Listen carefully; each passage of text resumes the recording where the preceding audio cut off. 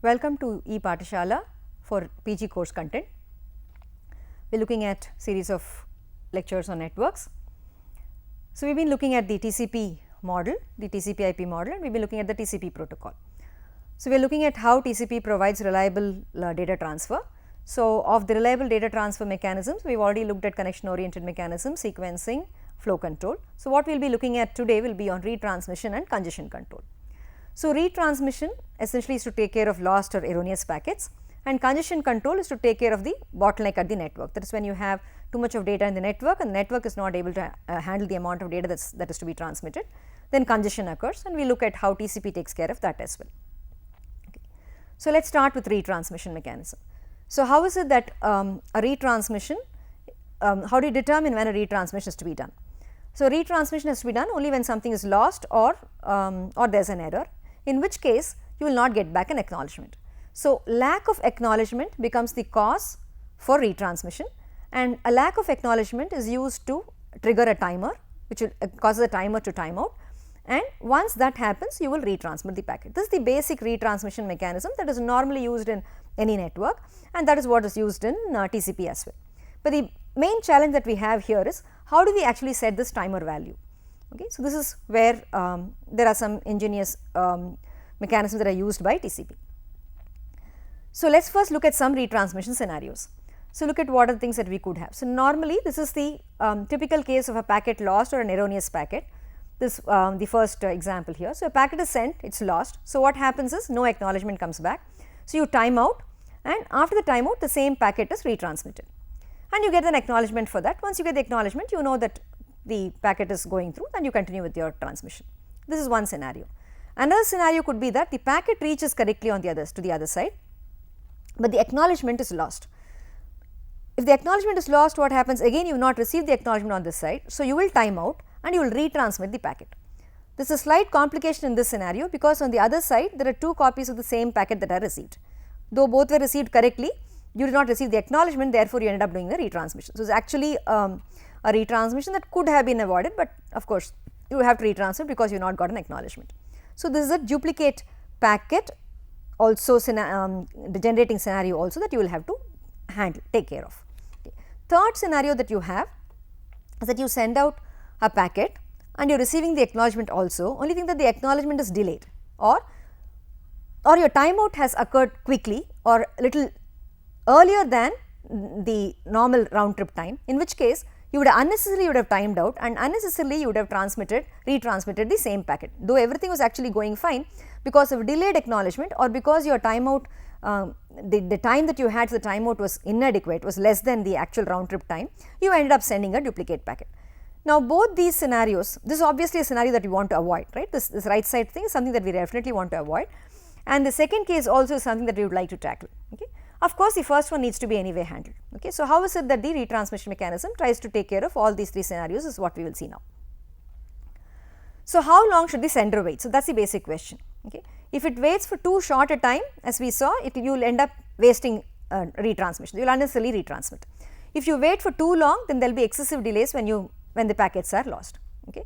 So, how do what is it that we should do? So, what TCP does is, it sets the timeout as a function of the round trip time. Okay. So, which means you need to know what is the round trip time. So, once you know what the round trip time is, TCP can use that round trip time and use your timer, the timeout value as a function of that RTT. Okay.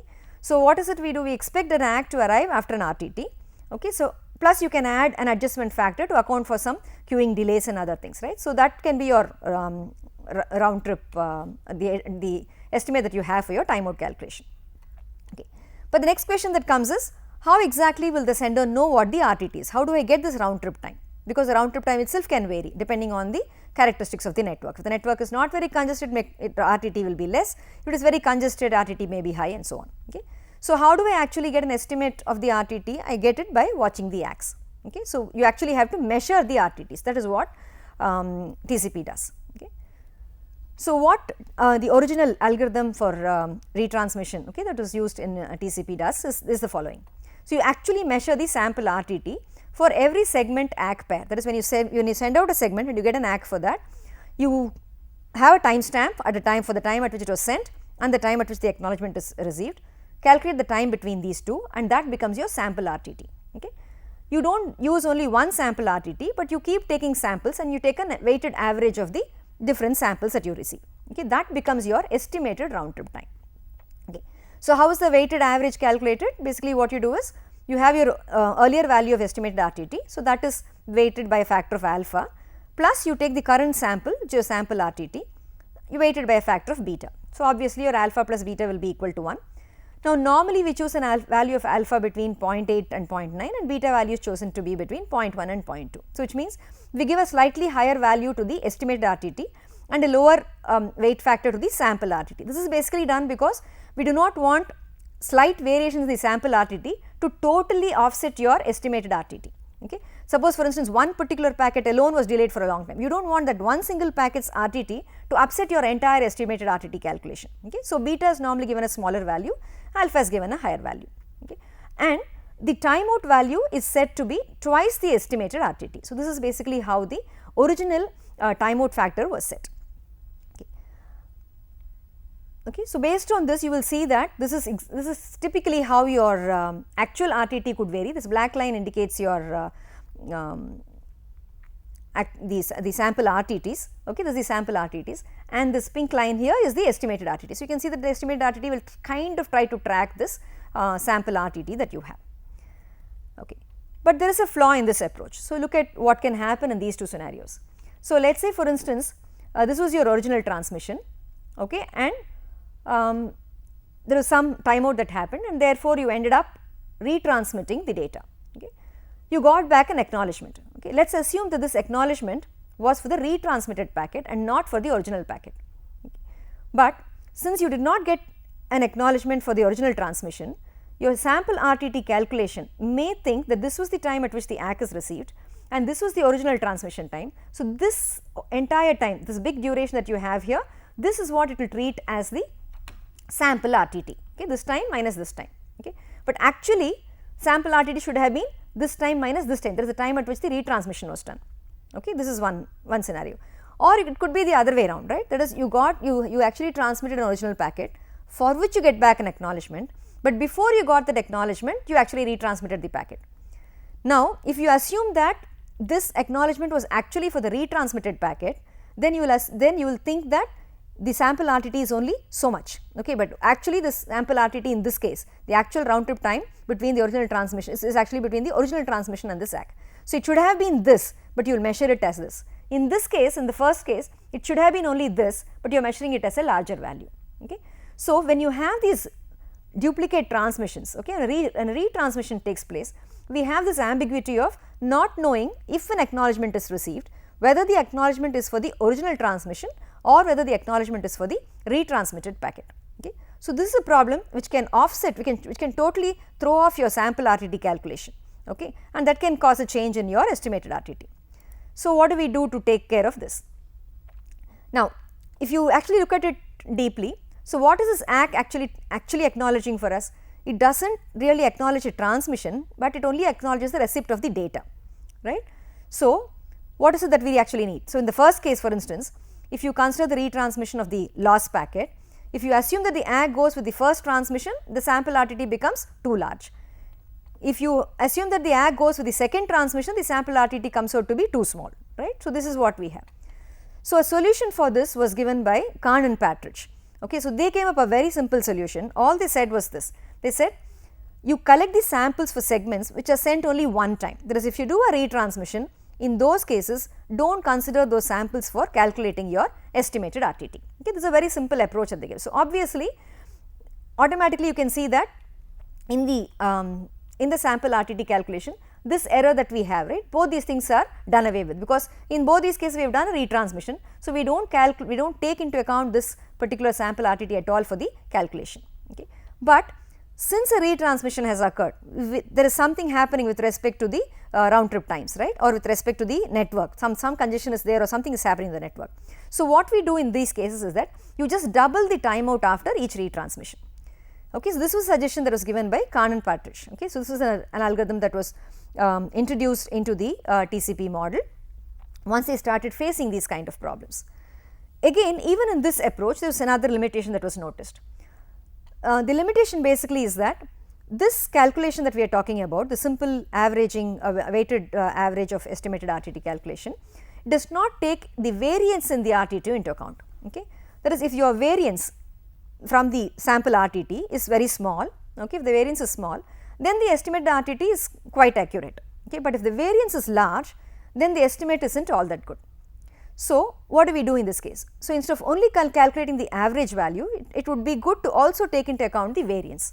So, this is what was proposed by Jacobson and Carrolls, and this is the Jacobson and Carrolls algorithm which is used currently in the TCP implementations today. So, what we do here is you consider the difference, that is the sample RTT minus the estimated RTT, see how much it is deviating, right.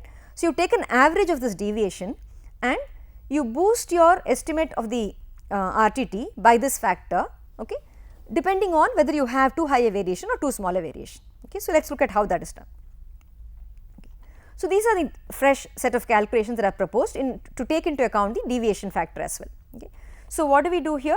First thing is you calculate this difference between the sample RTT minus the estimated RTT. Okay. So, that we call as the difference factor. Now, your estimated RTT again is calculated the same manner, which is estimated RTT plus delta into this difference. Okay. You can see that it is very much similar to the normal estimated RTT calculation that we have. It is just weighted now by a factor of delta and 1 minus delta. Okay. So, now we calculate the average of this difference, right. So, how is that calculated? Deviation is calculated as previous deviation value that you have plus delta into mod of difference minus deviation. Okay. This difference is the value that you are calculating now. So, it could be higher than sample RTT, could be higher than estimated RTT, in which case it would be positive value, or it could be less than your estimated RTT, in which case it will be a negative value. So, we take the mod of this difference and see how much this mod is varies from the deviation. So, that factor is weighted by a value of delta, okay, and you calculate your deviation based on this. So, now your deviation factor that you have here is an estimate of the variance that you have from the estimated RTT value. So, how much your sample RTTs are varying from this mean. So, that variance from the mean is what you have in this factor. So, now what we do is the timeout value is set based on both these factors, that is both on the estimated RTT and the deviation factor. So, timeout is set as some mu into estimated RTT plus some phi into dev. So, this mu is normally set to a value of 1 and phi is normally set to a value of 4. Okay. So, these are values that have been determined empirically, okay, by means of running various experiments on the network, and they found that these are the values which quite closely track the estimated RTT and the timeout values. Okay. So, the delta factor as such, we know that always will be a value will be between 0 and 1. Okay. So, you can see that with this calculation, if there is not too much of deviation, okay, then what will happen, this deviation value will be small, in which case your timeout value will be close to the estimated RTT, which makes sense. But if your deviation is large, then you will see that because you are multiplying this deviation by a factor of phi and adding it to the estimated RTT, your timeout value will become larger. So, you can see that the timeout kind of adaptively changes depending on whether you have a deviation or not. Okay. So, this is how Jacobson-Carrolls algorithm takes care of both deviation and the mean value. Okay. So, this is what is currently used in the TCP/IP implementations, and you will see that in the implementation we normally, since there are a lot of multiplications and divisions that need to be carried out, these factors that you are multiplying them up by are typically powers of 2. So, that you can do an implementation of this multiplication operation using just a shift operation. Remember that multiplying by 4 is equivalent to shifting left by 2 bits. So, those are the kind of optimizations that are done when the calculations are actually carried out. Okay. So, this is basically how the adaptive retransmission mechanism of TCP works. Okay. So, next thing that we can also look at is another addition that can be done in this retransmission mechanism. So, as we saw, this normally a timeout based retransmission is inefficient. We will take a look example of what normally happens in these cases. See, what is that you normally do, since it is a sliding window kind of a protocol. So, what you would normally do is that when retransmission happens, so from the packet that was lost, you will start transmitting all the packets from that onwards. Okay. That is, for instance, so let us say I transmitted packets 0 and packet 1 and packet 2. Okay. Now, 0 and 1 reached correctly, but it was only packet 2 which was lost, and then I have transmitted also packet 3 after that. Okay. But packet 2 was lost, 3 has reached correctly onto the other side. All right. Now, I will receive back acknowledgements for packet 0 and packet 1, okay, and I may also, and when I receive these acknowledgement, I will end up moving my window and I will send additional 2 packets. But when these packets are sent, they will send back acknowledgements, but which packet will they acknowledge? They will only acknowledge packet 1 because packet 2 has been lost. And remember, our acknowledgements are normally cumulative. TCP's acknowledgements are cumulative, so it will only acknowledge up to the packet that has been received in order. So, in order I have received only up to packet 1. So, I have not received this packet. So, what will happen is eventually, though you have transmitted these 2 packets, now you will time out, okay, because you did not receive the acknowledgement for this, and when this packet 2 times out, starting from packet 2, you will end up transmitting packet 2, packet 3, packet 4 and packet 5, of which actually 3, 4 and 5 have reached the other side correctly, okay, only 2 needs to be retransmitted, but we have done an additional retransmission, okay, because of this timeout and because of this mechanism. So, how can this inefficiency be removed? So, if you look at what is actually happening, that is a quick solution that can be used. Okay. So, what is actually happening here? Packet n might have been lost, in this case packet 2, but you are seeing that packets n plus 1, n plus 2 etc. are all going through, okay, which means the receiver is continuing to get packets and it is sending you acknowledgements saying that it is still waiting for the nth packet. That is, it is sending you what are called as repeated acknowledgements or duplicate acknowledgements. So, these duplicate acknowledgements that we received, right, these duplicate acknowledgements saying that I have received ACK 1, I have received up to packet 1, this duplicate acknowledgement is an indication for us that the network actually is sending packets and later packets have been received. So, what you can do is, when you receive a certain number of such duplicate acknowledgements, you can take it as an indication or as a hint that a particular packet, the nth packet actually must have been lost, but other packets are going through, and do that retransmission earlier. That is, you do not have to wait until the timeout occurs, but even as you start, when you receive a certain number of duplicate acknowledgements, you can treat that as a trigger and retransmit your packet.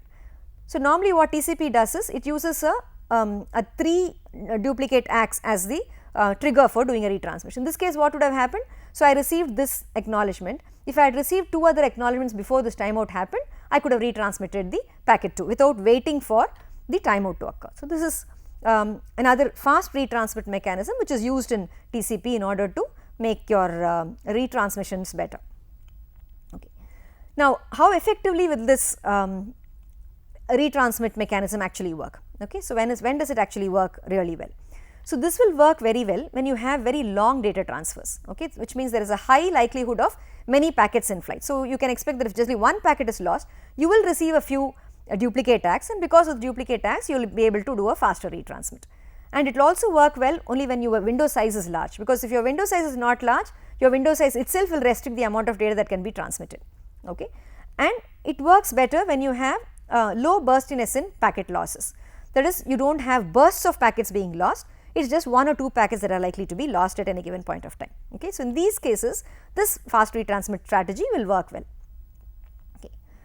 But this is not very effective for web kind of traffic, because normally what happens is that in web traffic, most of the web transfers are short, okay, maybe like 10 packets or so, because you will have short HTML files, small images and so on. So, in these cases there may not be too many packets in flight. So, in which case your fast retransmit mechanism is hardly likely to really kick in and start making your retransmissions faster. Okay. So, in these cases it would normally cause the user to reload the browser or the tab more often, and it may end up, you may end up not having very fast transfers. Okay. So, but when you have large amount of data transfers being done, this kind of a mechanism is pretty useful. Okay. Next, we will take a look at the congestion control mechanism that is employed in TCP. Okay. So, now remember, the congestion normally is a phenomenon of the network, right. It is network which gets congested, and it is normally expected that the network should handle congestion, but TCP, which runs on top of IP, does not have that luxury, because IP does not do congestion control. So, TCP, in order to provide reliable data delivery, also tries to handle the congestion in the network. So, let us look at how TCP does that. Okay. So, what TCP does is, it first of all has to identify that congestion has occurred in the network. Now, it has no direct mechanism of identifying that. So, it has to get some kind of an implicit feedback from the network. So, let us look at what are the ideas that TCP uses. So, what TCP does is, it assumes that the IP network is a best effort network, okay, and it has some particular capacity at any given point of time. Okay. and what each TCP source will try to do is it will try to determine what is the network capacity for itself, okay. And it does it by using some kind of an implicit feedback. What is the implicit feedback? Remember, the only feedback that we have is the acknowledgement. So, the same acknowledgements are used as a feedback about congestion as well. So, what has been found out in the current networking scenario is that most of the time when you have a lack of acknowledgements, that is you do not have acknowledgements coming back, it is mostly because of congestion in the network and not because of actually an erroneous packet which has caused the receiving end to drop the packet or something like that, okay. So, most of the lack of acknowledgements have been found to be only because of congestion in the network. So, what TCP therefore assumes is that if there is no acknowledgement, then it must be because of congestion, and immediately it starts taking some congestion control steps, okay. So, but in order to do all these things, TCP now needs to know what is the available capacity in the network, okay. That is the first thing it has to determine, okay. And once it has determined the available capacity, it will have to adjust to those changes. That is, if there is more amount of capacity available, it can send more data. If it is less capacity available, it will have to reduce the amount of data that needs to be sent, okay.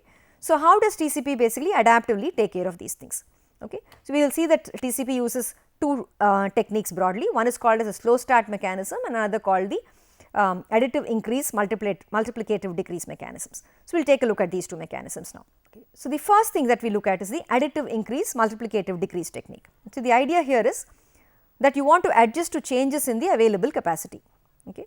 So, to do this, what TCP does is it introduces a new variable called the connection window or the congestion window, okay.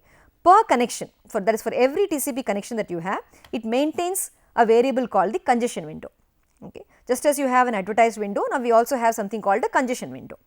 Now, this congestion window is not something which is sent by anybody else, but it is maintained by TCP, right, and it is adjusted based on its view of the congestion that is there in the network, okay. Let us see how that is done, okay.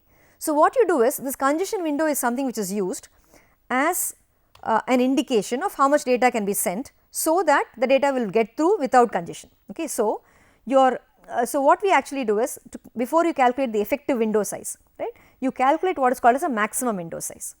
Now, what is the maximum window size? It is the minimum of either your congestion window or the advertised window. Remember, your advertised window is what comes from the receiver side through your for the flow control mechanism. So, let us say advertised window was 800 bytes, but congestion window is 600 bytes. So, then the maximum window size that you use for your effective window calculation will be minimum of these two, which means it will be 600 bytes. So, your more than your flow control, your congestion control is determining how much of data can be transmitted. So, what we do by this particular term, finding the minimum of these two, is that you are determining whether it is congestion that is now controlling the amount of data to be transmitted, or whether it is the flow control that is determining the amount of data to be transmitted. If your congestion value was larger and the advertised window value was small, then you will take that value as the maximum window size, okay. And then for your effective window size, you calculate it as this maximum window size minus the last byte sent minus last byte acknowledged. Now, if you remember from the way flow control is done, this is, you will keep track of how many bytes have not yet been acknowledged and reduce that amount of bytes from the actual window size that is advertised, right. So, that is what we do here as well, and that will give us the effective window size, and that will determine how many more bytes can be transmitted into the network, okay. So, now what we do is you will increase this congestion window when the congestion goes down, and you will decrease the congestion window when the congestion goes up. That is the idea that we want to use. So, we have got one variable called the congestion window, which we will increase when the congestion goes down, and which will decrease when the congestion goes up, okay. So, this is what we do. Now, the question is, how do I know whether congestion is there or not, right. So, that is where we come back to. So, the question, as I said, is how do I know it is congested or not? The answer, of course, is again lack of acknowledgement. Lack of acknowledgement essentially means that a timeout will occur. So, the moment a timeout occurs, okay, the timeout is an indication that a packet was lost, and TCP assumes that lost packet must have been only because of congestion. So, a lost packet implies congestion. So, the moment a timeout occurs, then you start reducing your congestion window, because it is an indication of congestion. So, how much do I decrease it by? Okay. So, this is basically where the additive increase multiplicative decrease algorithm comes in, which is called as AIMD. So, what we do here is, whenever you have to reduce the window size, okay, you will divide the congestion window by 2, okay, this is why it is called as a multiplicative decrease. And when you find that packets are going through, that is that there is that you are getting back acknowledgements in time, then you will increment the congestion window by 1 packet per RTT. That is, you can see what is happening here. So, let us say I sent out, let me assume that you started off with a congestion window size of 1. So, I will send only 1 packet into the network. Now, when I get an acknowledgement for that within 1 RTT, right. So, 1 RTT. So, before a timeout occurs, I have got an acknowledgement. Now, this is an indication for me that things are going fine. So, I will increase now the congestion window by 1 packet. So, now now I can send 2 packets into the network. Now, when I get these 2 packets back, the acknowledgement for these 2 packets back, now I increase the congestion window by 1 more values, okay. So, which now the congestion window becomes 3. So, this is called as the linear increase phase or the additive increase phase. But if an acknowledgement is not received and a timeout occurs, what I will immediately do is I will reduce the congestion value, the congestion window value by a factor of 2. So, for instance, let us say for here we have 4 packets have come in. Now, I sent 8 packets to the network. I am sent out 5 packets to the network. Because I am doing an additive increase, I would have sent out 5 packets. But out of these 5 packets, if the 5 packets do not reach the other side and a timeout occurred, now my window size will become 5 divided by 2, it will become 2.5 or it will become 2. Okay. So, in practice what we actually do is, it is not done in terms of 1 packet as such, but it is done in terms of the number of bytes that are actually sent. Okay. So, the increment is actually calculated based on the maximum segment size into maximum segment size divided by the congestion window, and then the congestion window is incremented by this value that you are calculating here. This increment is calculated as a fraction of the maximum segment size, and that amount of thing is added to the congestion window. Okay. This is basically how the AIMD algorithm works. Okay. So, this is so you can see how this behavior will look like. So, you can see that it will have some kind of a sawtooth behavior, that is, you have an additive increase phase where you keep increasing linearly, and then suddenly there is a drop, right. Once you have a packet loss, immediately your window size, what I am showing here on the y axis is the congestion window size. So, the congestion window size will drop immediately, and then again you will see that as packets are transmitted in the network, you reduce the amount of packets. So, it will start going through, again when congestion occurs, again it will drop. So, you will see this sawtooth kind of a behavior of the amount of data that is transmitted by TCP, because it takes into account the congestion factor. Okay. Now, initially we said that we will start with the congestion window size of 1, okay, that is what we said we will do. But when you actually start off in the network, your advertised window, you would have received some advertised window from the receiver side, and ideally you would like to transmit that many number of bytes into the network. Okay. If you have that capacity, you can actually transmit that amount of data into the network, but we have no idea of how much of congestion is actually there in the network. So, what we do is, initially when you start off, you get a little aggressive. Okay. So, what we do in this case is that initially when you start a connection, when you send 1 packet to the network, you start with the congestion window size of 1 and you get back an acknowledgement, you can send 2 packets to the network, that is, you will double the amount of data that is being sent into the network. So, when you double the amount of data sent to the network, so now my congestion window size becomes 2.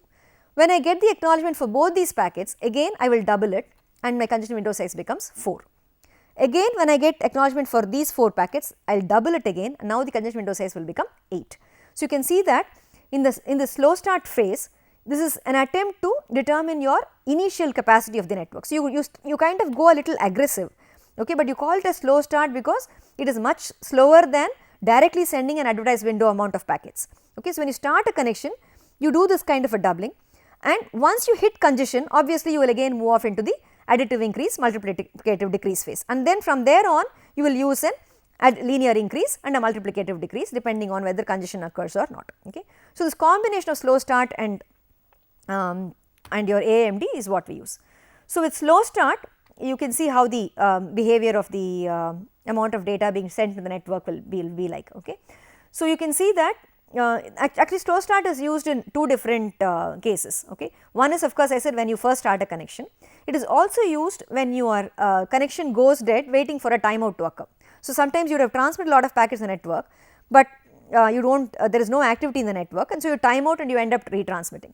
So, during this time when you are waiting for some for the timeout, since you have no idea of what has actually happened in the network, in those cases also we will start with the same slow start mechanism. So, you start off again with a window size of 1, quickly ramp up to a particular value and then you can go forward from there. Okay. So, in these cases we also make use of a congestion threshold mechanism. This congestion threshold is normally set to half of the previous congestion window size. So, up to this congestion threshold we will use slow start, and from there on we use a linear increase multiplicative decrease mechanism. So, combination of the slow start and AIMD is what is used in the in TCP for the doing the congestion control. Okay. In addition to these two basic techniques, that is the slow start and fast and the AIMD, TCP also has brought in a few other techniques. Okay. One is called as the fast retransmit mechanism and the fast recovery, which are also useful for handling the congestion mechanism. Now, we have already looked at the fast retransmit technique when we talked about the retransmission schemes, right. So, we said that if I get n number of duplicate acknowledgements or 3 duplicate acts, I will treat that as an indication for a faster retransmit and I can transmit the packet. So, in this if you look at this example, say packet number 1 and 2 have gone to the other side, 3 is lost, I have sent 4, 5, 6 after that, for which I get back 3 acknowledgements. So, when I get these 3 duplicate acknowledgements indicating that packet number, so remember all these 3 packets will say act 2, act 2, act 2, which indicates that that 2 has not been received, but 3, 4, 5 have received. So, now you retransmit packet 3 and you will get back an acknowledgement for 6 because already these have been received. So, then you can continue with your transmission from packet 6 onwards. Okay. So, this fast retransmit is something which is used along with the congestion control mechanism, plus there is also a fast recovery mechanism that is used. Here again it basically tries to reduce the slow start phase, okay, that we normally have whenever we are whenever we have this timeout that we talked about. So, what you do in this case is that to do a fast recovery, you will skip the slow start phase and go directly to half the last successful congestion window. So, you keep track of a threshold that you had, okay. So, whatever was your last successful congestion window, half of that value you start off with, so which is what you will see happening over here, okay, and from there onwards you do a linear increase multiplicative decrease, okay. And with this mechanism you can see that since you will be able to recover faster and reduce the amount of delays that are there in the network because of the congestion control that is actually coming into place. So, remember that because we are doing congestion control, there is again a certain amount of decrease in the performance. So, these techniques like fast retransmit and fast recovery, they try to improve performance to kind of offset the problems that we would have otherwise. Okay. So, this is basically what happens. So, combinations of these are what are currently used in the current versions of TCP. Okay. So, we will take a look at some of those versions later, but this is typically what we have in terms of the basic mechanisms of TCP for adaptive flow control and as well as for congestion control. So, to summarize, so we have looked at 2 important techniques of TCP today. One is the retransmission strategy. So, we looked at how the round trip time is estimated and how the retransmission is done based on that. And we have also looked at the congestion control mechanisms, slow start and the additive increase multiplicative decrease mechanisms, and how fast retransmit and fast recovery are also additional mechanisms that are used. Thank you.